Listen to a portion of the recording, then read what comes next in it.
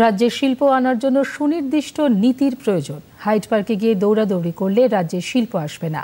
মুখ্যমন্ত্রী মমতা বন্দ্যোপাধ্যায়কে কটাক্ষ করে এমনটাই বললেন বিজেপি রাজ্য সভাপতি তথা কেন্দ্রীয় শিক্ষা প্রতিমন্ত্রী ডক্টর সুকান্ত মজুমদার।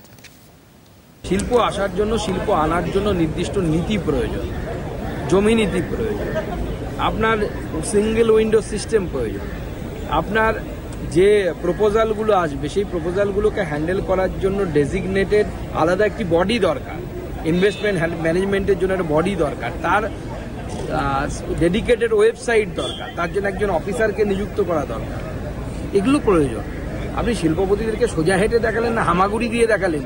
আপনি ওই পার্কে গিয়ে, হাইল্যান্ড পার্ক না কি বলছে, সেই যাই পার্ক হোক, সেখানে গিয়ে যদি নাক্ষত দেন তাও তো শিল্পপতি আসবে না।